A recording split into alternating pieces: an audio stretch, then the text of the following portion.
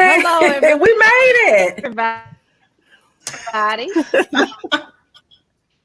How are you all We are here doing and we're tonight? glad. We apologize for the delay. We are definitely here, and we had a lot of technical difficulties, but we persevered through it all. Mhm. And so we're so glad to be here tonight. Absolutely. Yes. A little bit later than usual, but welcome to Life in Sync. I'm Mary. We have I'm Erica Erica. and Rhonda, and we're here and to talk about a good topic tonight, oppression. And we're also going to give you some breast cancer awareness facts because we do know that October is breast cancer awareness. And as real women, real talk, real life, it's so important that we touch on the issues that affect our health and our well being. And breast cancer is definitely one that affects both men and women. And so we want to be able to give you some information that'll help you with that. But we'll start off tonight with talking about oppression and what oppression is. If some of us have encountered oppression, some of the things that we want you to know and we want you to understand as you go through what you go through in life, and some people may be even experiencing oppression even now. But oppression, we're talking about oppression means to burden or to crush by abuse of power or authority. To oppress may mean to restrain, to cause to feel distressed, anxious, or uncomfortable. And there's so many types of ways a person can be oppressed. You can be oppressed by another individual.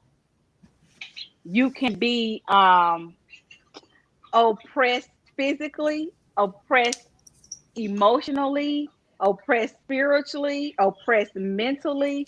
But we want to talk about that today and help you to understand some things about being oppressed. Hopefully, if you are oppressed, this will be a time when you can begin to be delivered and be made free from it. And we're going to just really dive on into that today. So, Erica, I'll start with you and let you go ahead and get started. When you say the word oppression, I think of just the opposite, freedom or being free from something. Many times that when we're oppressed, you don't have joy, you don't have happiness, you're not free to do the things that you want to do. And unfortunately, in your mind, it becomes the norm. You get comfortable in that place of oppression, of not being able to do this, or feeling that restraint of not wanting, and even times when you're oppressed for a long time, your desire becomes oppressed. You don't even think or dream like you want to. You just want to stay right there in the mode, in the box that you're in. So it's important. I think the first way to come out of oppression is to open your mind up and decide, hey, I know that I am oppressed. I used to like doing this, or I used to like hearing this or going here, but I'm not because I'm oppressed. And another way to come out of oppression is to realize that you are coming into knowledge of it. And you can do that by comparison. There may have been a significant issue in your life that prevented you, or that made you that made you think that you are in a place where you couldn't move, where you couldn't be yourself. When you're not yourself, you're oppressed. When you feel like you're restrained in some area, whereas you didn't used to be. And these are good things, not bad things. It's okay. You're supposed to have some type restraints about yourself. But when you feel like you're restrained because of some external thing, something on the outside of you is keeping you from going out and doing what you usually do or being who you usually be, that's oppression. And the key factor is identifying the sources of that oppression. And once you identify those sources, you can move forward of coming out of being pressed down, not being able to, be free in whatever area of your life it is that you want to be free in. So I think identification and knowledge of knowing that that you are oppressed is real, real important. And being free, the opposite of being oppressed is being free and open and being at peace at where you are and who you are. Mm-hmm. Yeah. And then too, Erica, Absolutely. You know, Rhonda, what you got? when you're dealing with oppression, it's important to know the mindset of an oppressor.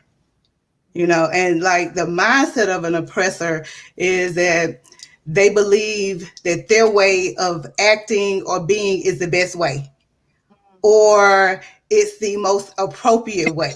You know, or they could be thinking that their culture or their way of intelligence is the way. You know, an oppressor, when you get into the mindset of an oppressor, just think about certain leaders, you know, that have, you know, have led people, whether it's governmental, Yeah. whether it's in our local churches, you Mhm. know, on whatever platform it is. Think about that mindset that they have. Is they have that mindset that the ways of the people that they're trying to oppress, you know, they feel like that that is inappropriate and that they are inferior to those people, you know. And because oppressors believe that they are superior to people, you know, when they try to oppress people, they automatically assume that people want to either change or they need to change or they want to become like them. It's all about stroking that ego. You know, when it comes from that oppressor, it's about stroking that ego. And when you think about people in power and in leadership, you start looking at those characteristics, and it starts to, you know, you get to point it out, like you really see that no, that's your ego, that's an Yeah. agenda, you know. And when another thing about an oppressor, they come off like they have a take charge or a leadership attitude, Yeah. but it's really rooted in no, I know what's best for you. You know what I'm saying? Like it's rooted in that because that goes back to their ego, or Right. or it's rooted in I know what's needed here or for this situation. It's always I know Mm. what's best for you. So it's rooted in Selfish. that. Yeah, it's rooted in that stroking that ego and where Mhm. because they're superior. They Right. know better. They know more than you. And then another thing is that they desire to have constant control. Mhm. You know, and that's another key thing. They desire to have that constant control so that they can make sure that things work out in their favor and so that they can stay in power. Yeah. That's why they want that constant control because they want everything to work out in their favor and they want to stay in power. And then another thing is that when a person is an oppressor, the biggest thing is that they fear Mhm. the fear and that anger that they have, you know, when they feel like the people that they're trying to oppress is really becoming or they're gaining that free mindset, as you were saying. Mhm. You will start seeing them become angry. You'll start seeing them become fearful because they're feeling like they're losing their freedom because their Right. freedom is in oppressing you. You see what I'm Mhm. saying? So Yeah. when you start looking at those characteristics of people, you know, that are oppressors, you can think back to people that you have might even sat under, you know, even in local churches. And it's sad to say that, but it happens because that's a place of power. And I'm not coming against church, but Right. I'm just Right. saying it happens a lot in churches because that is a place of power, a place where people are in leadership over people. And so you start really, and how that happens is they if how to put it, it more so becomes about their agenda and not God's agenda. Mhm. You know, when they start pushing more of what they believe, you know, and not what God, not anything that's based on the word of God or rooted in giving God all of the glory. And if it turns back to somebody glorifying you for what you did, Mhm. that's another sign. That's another Yeah. sign of being oppressed. Yeah. Yeah. And so many of us, you know, are, you know, have been, or Most a lot of them definitely. And sitting that way, you know, because of, you know, they're thinking that, you know, I'm in this all about Christ. But when you really look at what it's rooted in, it all turns back to you glorifying that person and not God, what that person is doing and not what God is doing through them. So true, Rhonda. So Mm-hmm. true. Absolutely. But yeah, you definitely can in some places and in some organizations, churches, as you mentioned, might be one of them, where you may encounter or find yourself being oppressed. Most definitely. And so that's one thing that we have to look at. Another thing is sometimes it can come Mm-hmm. inwardly from the things that have been spoken over you by other people, whether it's a word curse Mm-hmm. or whether that's when somebody's speaking anything contrary to what God has said over you. You know what I'm saying? Mm-hmm. Whether it is negative thoughts. Mm-hmm. Are you rehearsing negative experiences or those things distress you to a point where it starts to dictate how you Mm-hmm. operate and what you do? You end up locking yourself Right. down with these different restraints. So I think of oppression as anything that dictates, dictates. It becomes a dictator. It keeps you from pursuing your dreams. It keeps you from walking in your purpose and your Mm-hmm. destiny. It Yeah. keeps you from being the person that you were born to be. That's oppression. Mm-hmm. And Right. I'm gonna give a quote from overseer Portia Bush. She posted it, and the to oppression is the truth. John 8:32. The truth is what makes us free. So what is it that is the truth? The truth is the word of God. So once you once you start to come in the knowledge of the truth, once you start to begin to believe what God has said about you, once you come into the fact that you understand that people have their opinions, but they do not determine your destiny. We respect leadership. We respect people in authority about me, and it's Right. restraining me, and you're not trying to help me progress to get to the place that I need to get to, then you're oppressing me.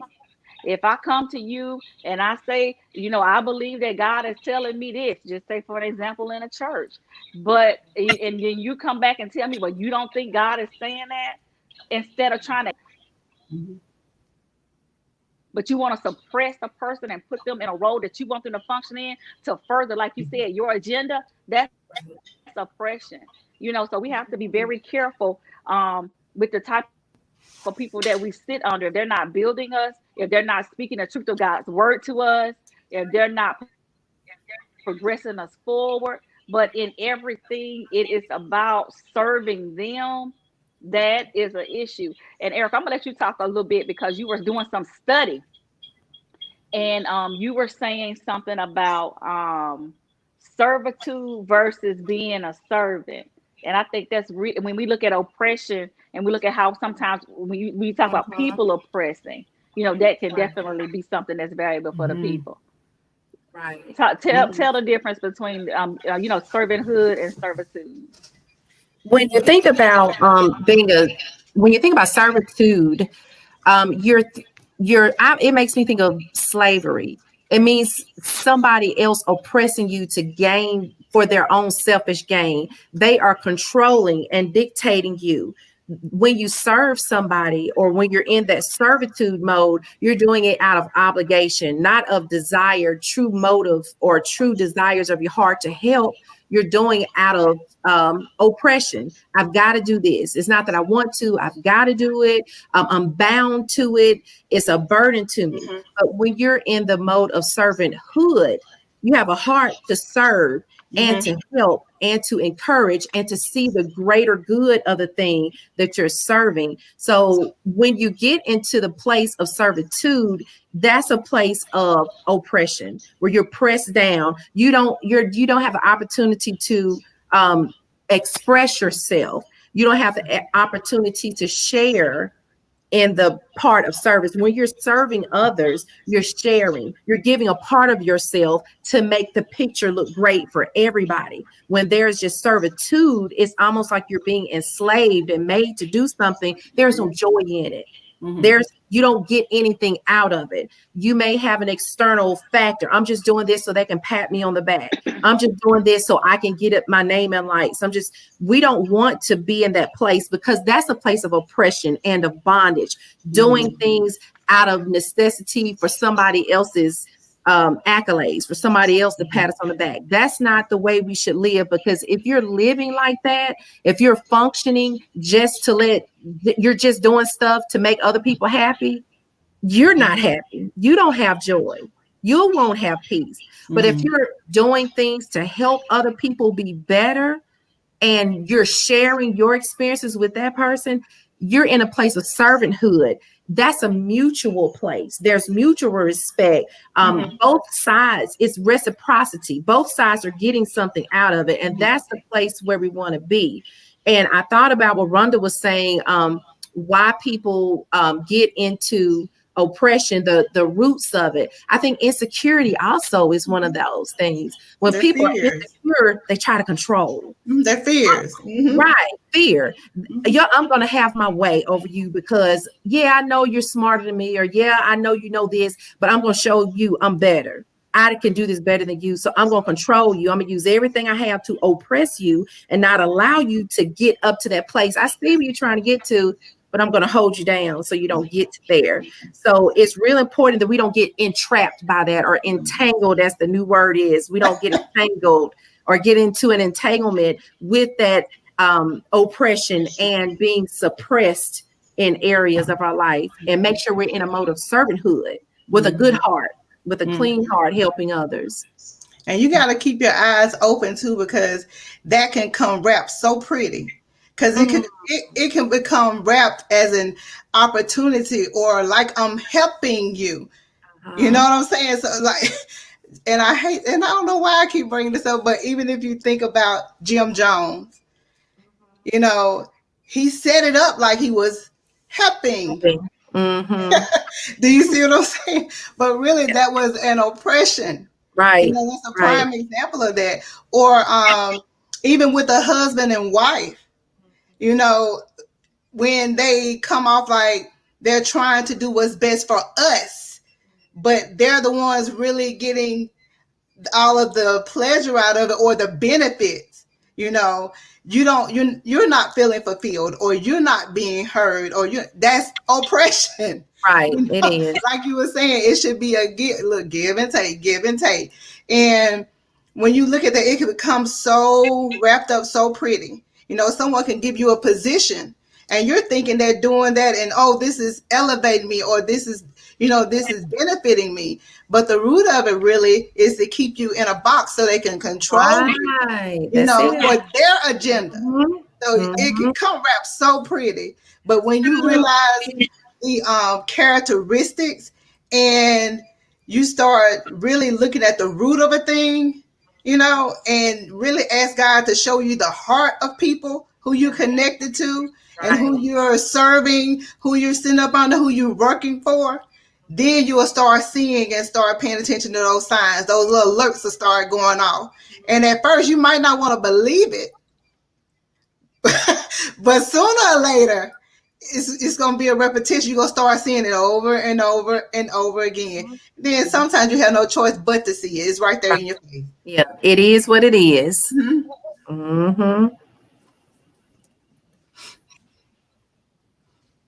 Absolutely.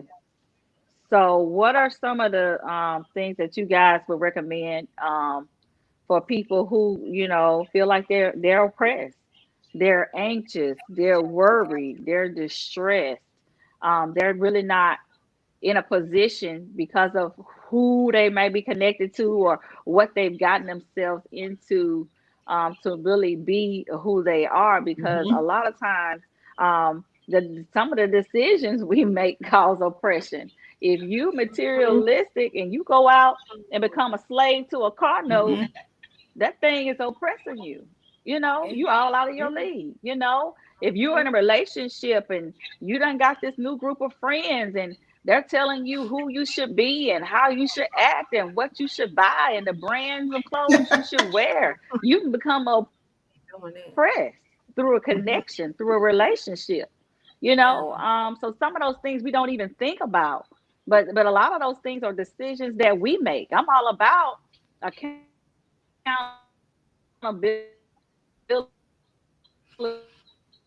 and being responsible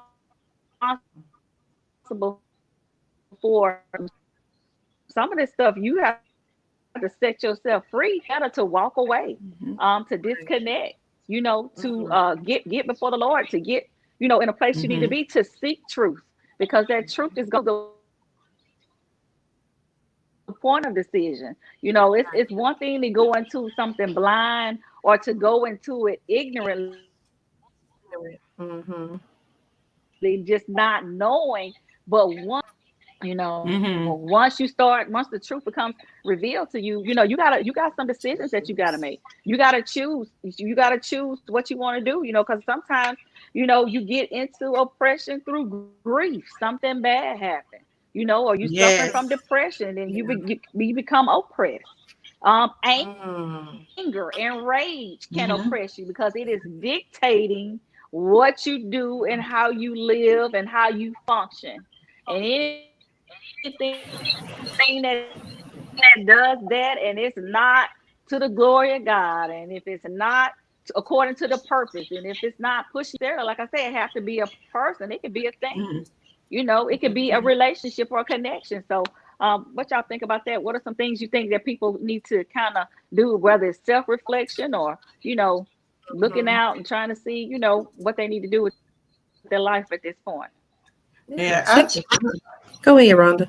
I think that, it goes back to a lot of things, goes back to what we say all the time, is because they don't know, when people don't know who they are, or if they haven't got a word, for themselves of who they supposed to be or what they supposed to be doing, in life.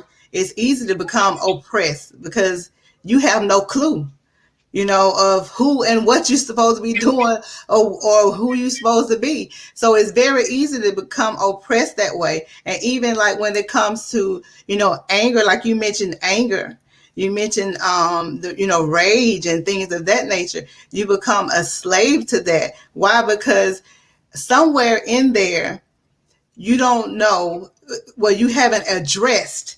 That's what that is. Somewhere in there, you haven't addressed, like, what caused that.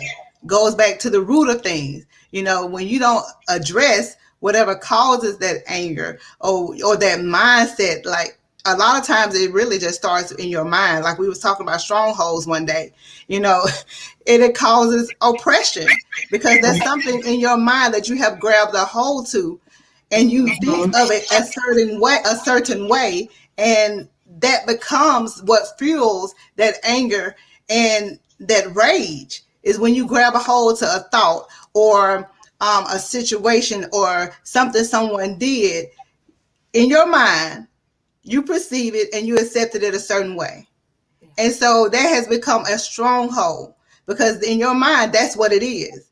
And it allows that to grow. And then that anger builds, and that frustration and that rage builds, and so, and that you become oppressed by anger and rage, all because of a thought, something in your mind, the way you perceive the thing.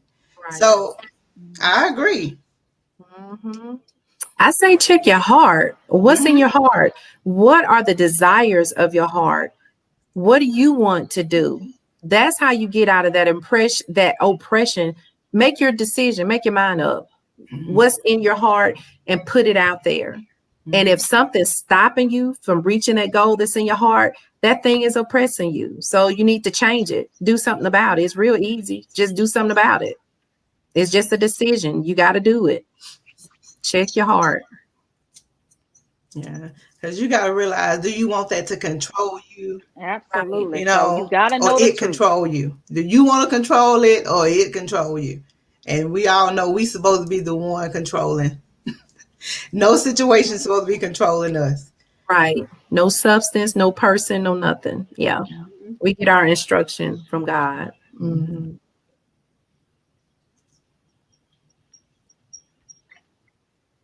Mhm. Absolutely. So, you know, get in the knowledge of the truth. And I just, when I think about oppression, I think about, because we can have we could be oppressed in our physical body.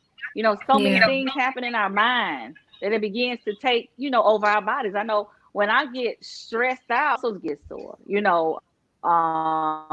just dealing with stress. So it can be physical. I think about in the Bible, the woman that went to church for 18 years, bent over, and she, and then, woman thou art loose, and she, stands up and she's been made whole. So, and I think even in that moment, she had to make a decision. Maybe she was oppressed for 18 years because she had not come into the knowledge of the truth. But once she received the truth, she was able to stand up straight and keep it moving. It's time for some people to stand up straight. It's time for some people to keep it moving. It's time for some people to keep it moving. It's time for some people to, Mm-hmm. Been moving. you go into the same places doing the same things and you still been over. Time to change. Mm-hmm. Mm-hmm. Mm-hmm. Absolutely. Yeah. And know where your power lies. You go into the same places and you Mm-hmm. hearing the same word and you in the same circles and nothing's changing and nothing's moving in your life and you're oppressed. It's time to stand up and it's time to move and it's time to make that decision and the way that you do that is through the knowledge of the celebrate that, be willing to absolutely.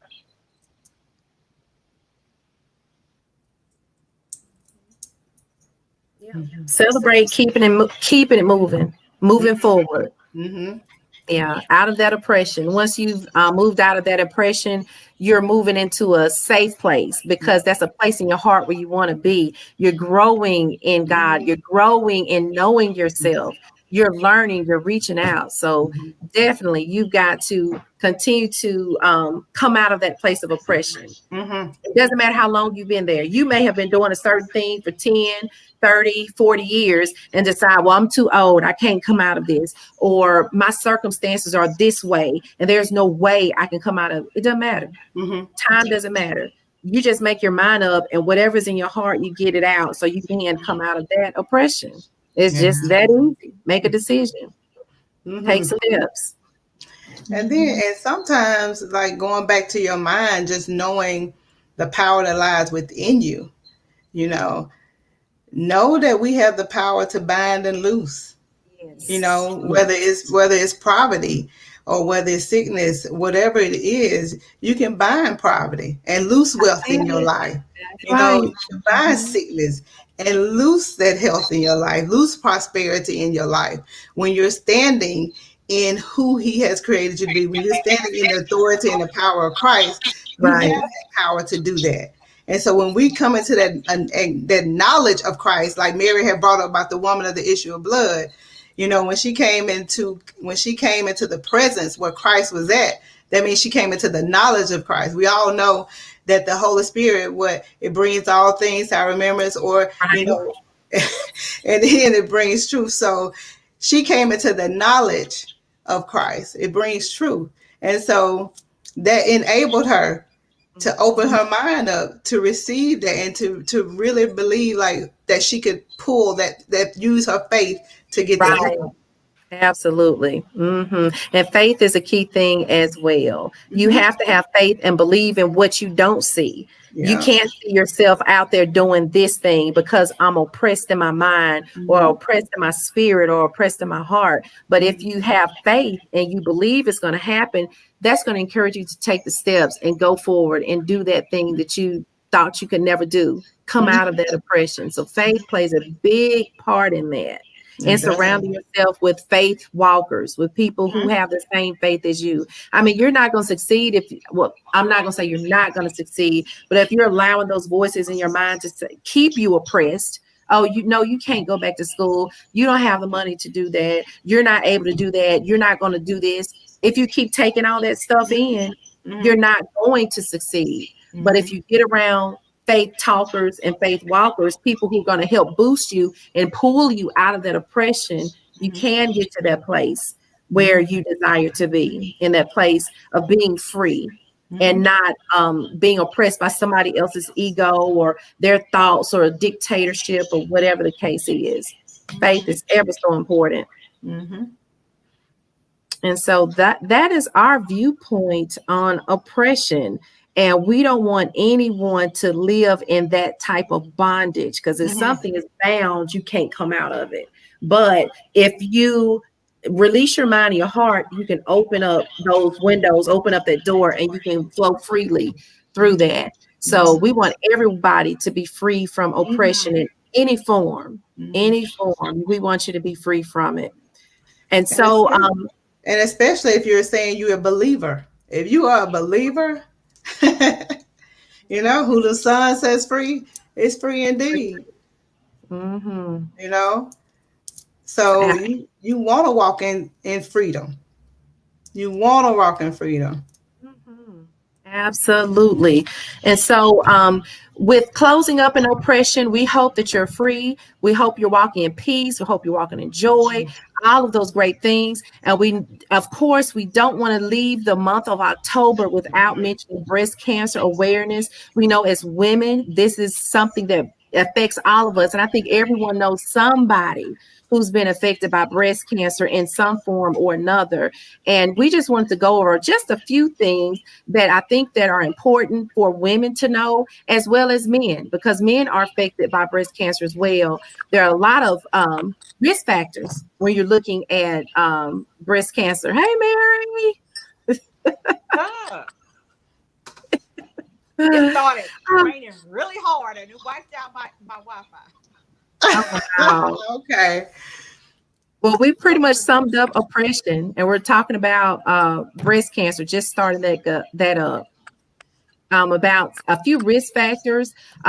Some women don't know, or people not aware, that increased alcohol. If you're drinking a lot of alcohol, that puts you at higher risk of developing not just breast cancer, but other type cancers. According to the American Cancer Society, you can look them up and they'll give you all these guidelines, but they want you to limit alcohol to 1 drink a day.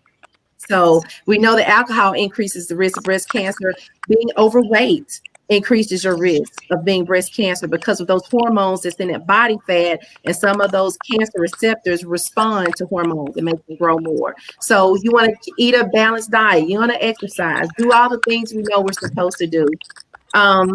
And of course, medication, hormones, birth control pills, hormone supplements, that puts you at a higher risk of developing breast cancer. So of course, in all things, consult your physician, your primary care provider. Reach out to them as to know what is the best mode for use to keep you safe. Of course, if you've got a first degree relative, mother, sister, somebody first degree, you are a higher risk for breast cancer. So we urge everybody to go get tested, go get a mammogram. If you're 40 or above, you need to get a mammogram. There's no reason. Go get a mammogram. If you have a family history of breast cancer, you need to get it before you're 40, because early detection is the key to saving lives. Do monthly breast self-checks. Check your breast monthly. Know what your breasts look like and what they feel like, because sometimes breast tumors cannot be felt. They can only be seen on a mammogram. So follow the guidelines, check your breasts. Anything different, you want to make sure you call a doctor in to look at that. So take care of yourself. You got anything, Mary? Absolutely. Everybody on here had a mammogram this year? Mammogram. Not yet. Not yet. I did. You know I've been trying, right? Right. I know you've been having. You got 2 more months in the year, Rhonda. We got to get it done. definitely get yourself checked out. Well, ladies, do y'all have anything else? We are free and we are not If oppressed by not, we're gonna say anything, goodnight. anyone. That's right. No oppression. Mhm.